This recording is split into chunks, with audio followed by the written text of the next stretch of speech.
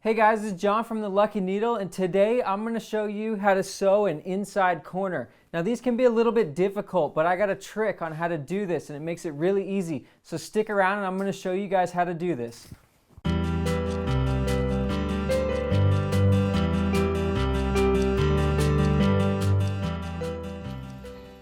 Alright, so I've just got these two test pieces cut out right here on some scrap with the inside corner.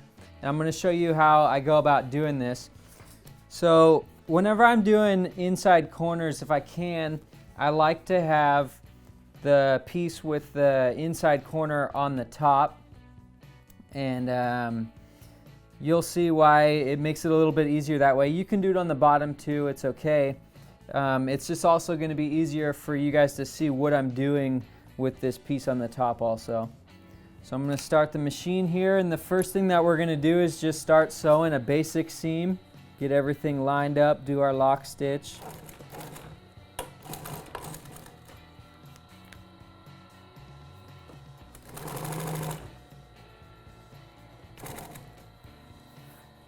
Alright, now what I'm going to do is I'm just going to take a pencil and I'm going to draw our seam allowance. And I'm going to extend it past, where this corner is. I'm going to do that on both sides. Now I'm doing this at a 1/2 inch seam allowance. You can do this on any seam allowance that you want. What we basically just did is we drew the point where we need to sink our needle at. And from there, what we can do is we're going to make a relief cut and we're going to open this up. So I'll show you how to do that right now. So we're going to continue sewing until we get to that point right there that we just made. So right there is about perfect. We're going to lift our foot up. We're going to turn this out like this so I can show you guys where we're cutting. So you just want to cut straight in towards the needle from this corner here.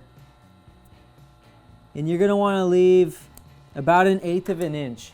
If you go too far in when you spread this open, it's not going to have it might rip the material. It's not going to leave enough material there for the thread to bite into and keep a strong seam. So make sure you don't go too far.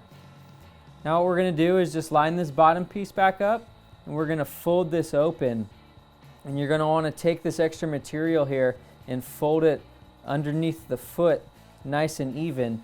And you can see it's going to make like a kind of a nice 45-degree fold right here.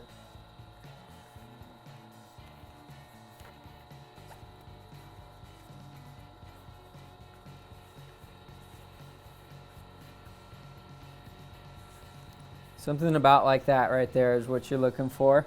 And you can see how everything's lining up nicely and we can continue sewing. And then we'll just finish this seam up.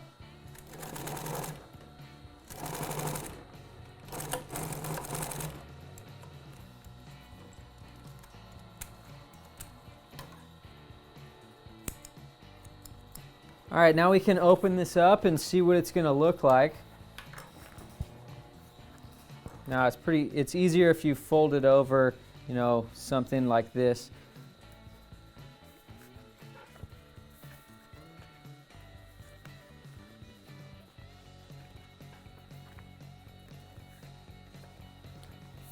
So there you go, that looks pretty good. If you want, you can go ahead and put a single reinforced seam on there or something. That'll help, hold this down for you so that it's not so much in your way.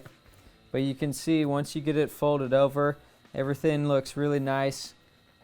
There's not any wrinkles. When you put it on your cover, it's going to look just like this. Now there's one thing I do want to mention, and that is the fact that you need to really pay attention if you're doing a piece like this that has a top and a bottom that you're sewing together. If you're doing some sort of cushion where it's covered on the top and the bottom, you need to really pay attention to your alignment marks, and especially this one right here on the inside corner. It's got to line up pretty much perfect on the top and the bottom, because if you have one a little bit off from the other, what's going to happen is your pieces are going to be shifted a little bit when you go to install the foam inside your cover here, and it's going to leave you with some really ugly wrinkles that you won't be able to get rid of, because because your cover is just sewn up kind of out of shape. Because what'll happen is, say if you're like a 1/2 inch on the top, it'll line up perfect, but then on the bottom, you know, it's gonna want to pull this corner, this nice corner we have right here. It's gonna want to pull it one direction or another. So what you need to do is, when you're making your patterns or when you're laying out and cutting out your pieces, you need to make sure that you give yourself, you know, some good reference marks so that you know you're on track when you're sewing.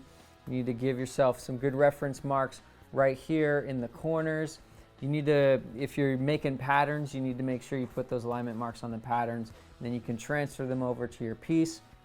So that's something you really want to pay attention to when you're doing stuff like this.